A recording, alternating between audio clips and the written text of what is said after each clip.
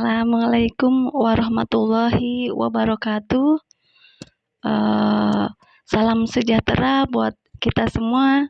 Semoga kita selalu dalam lindungan dan limpahan rahmat-Nya ya. Pada kesempatan kali ini saya akan membahas beberapa hal yang harus kita pahami ya untuk kita bisa mengenal lebih dekat dengan Sang Pencipta ya, atau dengan Tuhan. Nah, karena semua agama juga mempunyai Tuhan ya. Nah, terus seperti kita ketahui bersama bahwa badan kita itu diciptakan terdiri ya, secara garis besarnya itu terdiri dari badan kasar, ada badan kasar dan badan halus. Satu ada badan kasar dan ada badan halus. Nah, kalau badan kasar kita pengen kuat atau pengen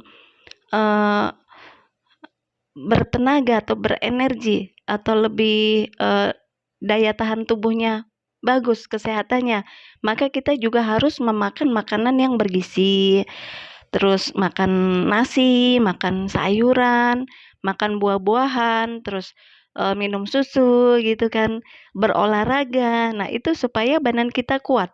Nah, tetapi beda dengan badan halus kita. Kalau badan halus kita itu makanannya malah sebaliknya. Kita nggak butuh makan, tetapi malah kita butuh puasa supaya badan halus kita kuat. Nah, malah sebaliknya, nggak butuh kita makan nasi, kita butuhnya itu puasa. Semakin kita rajin berpuasa, maka badan halus kita itu akan semakin kuat, gitu. Terus selain itu badan jasad kita itu butuh tidur, tapi badan halus kita nggak butuh tidur, gitu. Butuh mengurangi tidur supaya badan halus kita itu kuat. Nah, terus selain itu juga makanan-makanan asupan yang sangat bermanfaat, yang nutrisi yang bagus gitu untuk badan halus kita atau badan cipta kita, karena badan halus juga itu terdiri dari banyak ya. Beberapa di antaranya jisim, jirim, jihim. Ada badan cipta, ada badan sifat, dan ada badan rasa. Nah, di sini kita bahas dengan badan cipta. Udah disiapkan sama Allah Asmaul Husna ya di dalam Al-Quran itu untuk asupan-asupan nutrisi untuk kita, makanan-makanan untuk menguatkan badan cipta kita supaya badan cipta kita itu kuat. Kita harus banyak berzikir yang kita ambil dari Asmaul Husna ya, nggak semuanya ya. Nah, di situ juga Asmaul Husna itu merupakan sifat-sifat Allah ya, yang harus kita pelajari, harus kita ketahui, dan harus kita aplikasikan di dalam diri kita.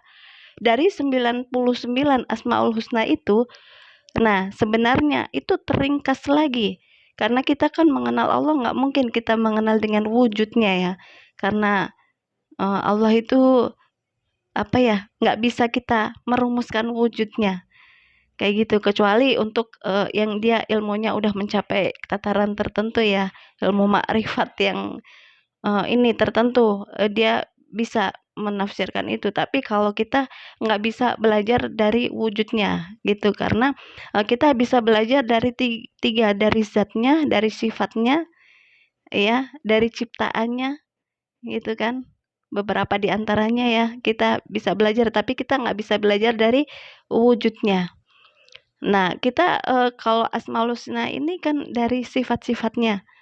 Nah, kita harus belajar dari sifat-sifatnya. Allah sudah menjelaskan di dalam Al-Quran, yaitu Asmaul Husna, bahwa sifat-sifat Allah yang baik, yang terpuji itu ada 99 nama. Sebenarnya itu Asmaul Husna totalnya itu ada 100 nama. Tetapi dipersingkat lagi, maksudnya ada 100 nama.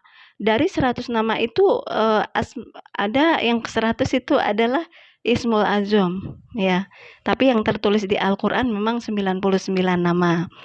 Nah, terus sebenarnya dari 99 Asmaul Husna itu, sifat-sifat Allah yang terpuji itu bisa teringkas lagi menjadi 20. Nah, dari 20 ini 20 sifat-sifat Allah itu diringkas lagi menjadi 4. yang harus kita ketahui dan kita pahami ya, kita pelajari. Nah, dari 4 itu teringkas lagi menjadi 2. Nah, 2 ini yang akan kita bahas di sini ya. Apa sifat-sifat Allah? Dari 99 nama diringkas menjadi 20. Dari 20 lagi diringkas lagi menjadi 4. Dari 4 ini diringkas lagi menjadi 2. Nah, dari 2 ini diringkas lagi menjadi 1. Nah, kita di sini bahas yang 2 ya. Apa itu sifat Allah yang 2 itu? Itu adalah merupakan sifat-sifat Allah yang paling terkenal dan paling sering disebutkan di dalam Al-Quran, hadis, ataupun doa-doa keseharian kita ya.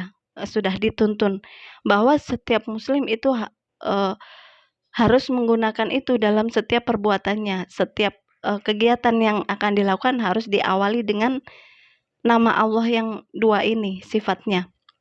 Yaitu adalah kalimat Bismillahirrahmanirrahim. Jadi Ar-Rahman di situ ada Ar-Rahman dan Ar-Rahim. Ya kan? Bismillahirrahmanirrahim, ada Ar-Rahman dan Ar-Rahim. Nah, di situ ada sifat-sifat di dalam kalimat Bismillahirrahmanirrahim itu Allah sudah menjelaskan bahwa sifat-sifat Allah yang paling terkenal, yang paling bagus di antara yang lain itu adalah Rahman Rahim. Gitu. Bahwa Allah itu Maha Pengasih Penyayang untuk semua umatnya. Gitu. Ya kan? Karena Allah itu memang Tuhan untuk semua manusia, untuk semua umat manusia, dan untuk seluruh alam. Itu ya Tuhannya ya Allah. Jadi Allah itu bukan Tuhan untuk umat Islam saja ya sebenarnya. Mau diakui atau tidak, mau diyakini atau tidak, tetap itu berlaku untuk semua manusia. Contohnya ya kayak Al-Quran aja. Quran itu sebenarnya tidak hanya kitab suci untuk umat Islam saja, tetapi untuk seluruh umat manusia sebagai petunjuk. Gitu, mau diakui atau tidak, diyakini atau tidak, dipelajari atau tidak, hukum-hukum yang ada di dalam Al-Quran itu berlaku untuk semuanya. Gitu. Ya, contohnya kita harus berbakti kepada orang tua. Itu di Al-Quran diajarkan seperti itu. Kita harus berbuat baik kepada orang lain, semua makhluk, ya, tanpa pandang bulu. Nah, itu di Al-Quran diajarkan seperti itu. Di agama yang lain pun seperti itu. Ataupun agama lain mau mengakui Al-Quran sebagai kitab suci yang sempurna ataupun tidak, tetap hukum-hukum sunatullah yang ada di dalam Al-Quran tetap berlaku buat mereka-mereka yang non-muslim, yang bukan Islam, itu tetap berlaku gitu. Itu pun selain itu juga sebagai rahmat seluruh alam, bukan hanya alam manusia, tetapi alam-alam yang lain, alam roh, alam jin, alam dedemit, alam apa gitu.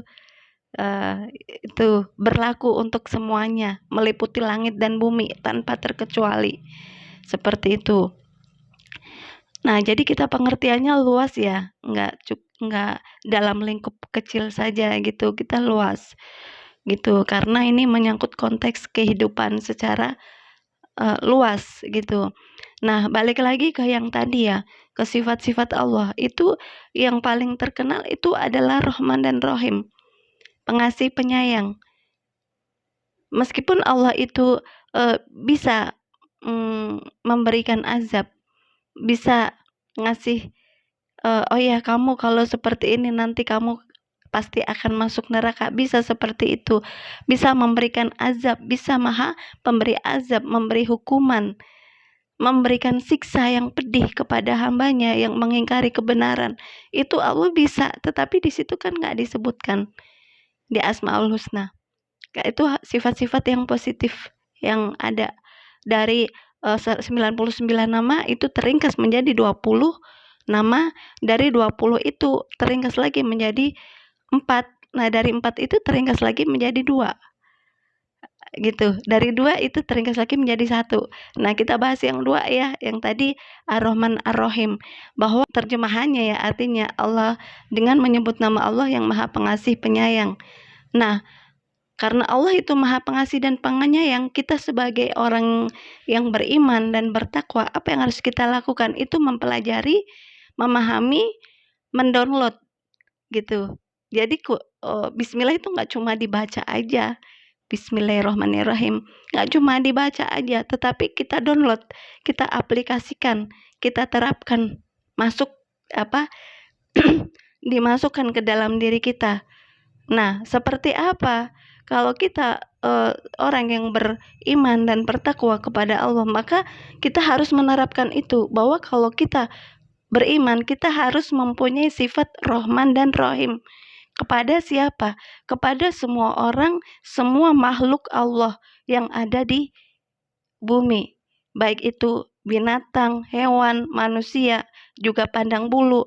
Manusia juga itu terdiri dari bermacam-macam bangsa, agama yang berbeda. Nah, kita harus menerapkan itu. Sifat Rahman Rahim itu harus di-download ke dalam diri kita. Diaplikasikan bahwa kalau kita mengaku sebagai orang yang beriman dan bertakwa, maka kita harus mempunyai sifat Rahman dan Rahim kepada semua makhluk tanpa terkecuali, ya. Misal dia orang jahat, kita males gitu kan, nggak boleh seperti itu. Apalagi kita pilih-pilih fanatik, terlalu fanatik, itu nggak boleh. Misal contoh, kita pakai jilbab nih, nah terus kita fanatik, kita nggak suka atau kita benci sama orang yang nggak pakai jilbab, sama orang yang dia beragama lain, berkeyakinan lain. Kita benci atau mungkin dengan sesama Islam tetapi dia tidak pakai jilbab contohnya. Nah, itu kan salah satu contoh yang fanatik yang berlebihan lah ya, gitu. Karena sesungguhnya iman itu ada di dalam. Yang membedakan kita dengan orang kafir di luar sana itu adalah isinya, bukan penampilan luarnya, gitu kan. Orang kafir aja bisa menutup semua tubuhnya dengan rapih ya. Tetapi yang membedakan apa? Itu isinya, hatinya, keyakinannya, imannya yang membedakan. Bukan dari penampilan luarnya. Itu di Quran juga sudah dijelaskan. Perbedaan antara orang mukmin dan orang kafir. Nah, di sini balik lagi ke yang tadi, Ar-Rahman Ar-Rahim. Kita tidak boleh untuk membeda-bedakan atau fanatik. Ar-Rahman Rahim hanya kepada sesama muslim. Nah, kalau kita baik kepada orang yang berkeyakinan beda, misal contohnya Rahman Rahim kita kepada orang Nasrani, misal kita punya teman orang Nasrani. Nah, kita juga nggak boleh fanatik di situ, nggak mau dia kan beda keyakinan. Itu nggak bisa, karena apa? Orang Nasrani, orang Yahudi, orang Buddha, Hindu, mereka juga ciptaan Allah. Gitu. Mereka juga kalau Allah menghendaki mereka musnah, yang ada di dunia ini hanya Islam saja, maka itu sangat mudah bagi Allah. Tetapi kan Allah tidak seperti itu. Allah itu menciptakan berbangsa-bangsa, bersuku-suku supaya saling mengenal, seperti itu ya. Di dalam Al-Quran juga dijelaskan. Jadi kalau Allah menghendaki umat selain muslim itu hilang juga, itu sangat mudah, tapi kan Allah itu tidak melakukan. Nah, makanya kita di sini juga untuk menerapkan sifat Rahman Rahim itu kita lakukan ke semua makhluk ciptaan Allah, gitu. Jadi jangan fanatik ya, atau pilih-pilih, saya baik sama orang yang seperti ini, itu orangnya begini-begini, saya begini, terus kita jahat, kita gitu nggak boleh. Jadi kita harus menerapkan sifat Rahman Rahim kepada semua makhluk dan ciptaan Allah yang ada di dunia, gitu. Termasuk kepada setiap manusia, ya entah itu yang model apa gitu kan. Terus termasuk juga kepada orang yang beda keyakinan, kita harus Rahman Rahim. Terus termasuk juga kepada hewan, kepada tumbuhan, kepada semua makhluk ciptaan Allah, bahwa segala sesuatu itu diciptakan oleh Allah untuk kehidupan kita ya. Jadi kita harus mendownload atau mengaplikasikan sifat Rahman Rahim itu gitu. Jadi nggak cuma Bismillah hanya dibaca aja, bahkan Allah sudah menjelaskan ya, Nabi juga menjelaskan bahwa sebagai seorang Muslim kita dalam melakukan kegiatan atau apapun aktivitas sehari-hari harus diawali dengan Bismillahirrahmanirrahim. Bahkan kita mau makan, doa makan juga diawali Bismillah. Mau keluar rumah diawali Bismillah. Mau apa aja Bismillah. Karena Bismillah itu merupakan salah satu sifat Allah yang sangat terkenal, bahwa Allah itu Rahman dan Rahim. Gitu. Bagi seluruh umat manusia, Rahman dan Rahim. Nah, terus kalau kita merasa atau mengaku sebagai orang yang beriman, ya kita harus mensifati itu. Kita harus menyerap sifat itu. Kita harus mendownload sifat-sifat itu dan harus mengaplikasikan ke dalam diri kita, bahwa kita nggak boleh fanatik yang berlebihan. Memang fanatik itu perlu ya, tetapi harus pada tempatnya. Nggak boleh berlebihan. Kadang sesama Muslim aja kadang nggak ada Rahman Rahimnya gitu loh. Apalagi dengan kita yang berbeda agama. Nah, mungkin sebagian ada yang seperti itu, selalu berantem terus. Jadi harus kita menerapkan sifat Rahman Rahim dalam setiap tingkah laku kita, sikap kita, kegiatan kita sehari-hari. Baik itu kepada semua orang yang beda keyakinan, beda suku, atau beda dengan kita. Nah, atau dengan binatang, karena binatang itu juga ciptaan Tuhan, ciptaan Allah gitu kan. Kita harus Rahman Rahim, mendownload itu ke dalam diri kita ya. Jangan hanya sekedar dibaca saja. Memang bagus dibaca dalam kita melakukan setiap aktivitas diawali dengan bacaan Bismillah. Tapi kita juga harus tahu maknanya, apa yang tersirat. Dan ada makna yang tersurat dan yang tersirat apa. Nah, kita harus sebagai orang yang beriman, kita harus mengaplikasikan itu. Kalau kita orang yang beriman, maka kita harus mempunyai sifat Rahman Rahim kepada seluruh makhluk ciptaan Tuhan atau ciptaan Allah. Ya, kepada semuanya kita harus Rahman dan Rahim. Gitu. Nah, ini sifat Allah yang paling terkenal itu Rahman Rahim. Nah, terus yang selanjutnya sebenarnya Rahman Rahim itu ada diringkas lagi menjadi satu. Kayak gitu. Nah, menjadi satu. Ya, dan itu untuk next time ya, pembahasan selanjutnya, karena dari teringkas menjadi satu itu juga penjelasannya panjang ya. Jadi kita hanya membahas Rahman Rahim, bahwa sebenarnya salah satu sifat Allah yang paling terkenal, yang paling utama di antara yang lain itu adalah Ar-Rahman dan Rahim. Nah, sebagai orang yang beriman, kita harus menerapkan Rahman Rahim itu ke dalam diri kita. Jadi kita harus bersikap Rahman Rahim, mensifati Rahman Rahim itu ke dalam diri kita, mendownload, mengaplikasikan. Kita harus Rahman Rahim kepada seluruh makhluk ciptaan Allah tanpa pandang bulu atau tanpa fanatik yang berlebihan. Seperti itu ya.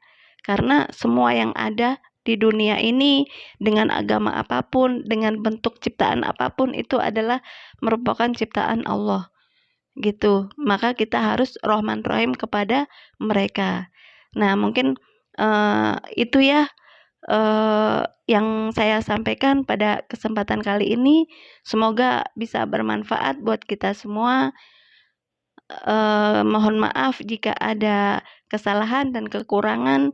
Sampai ketemu lagi di video yang selanjutnya. Wassalamualaikum warahmatullahi wabarakatuh.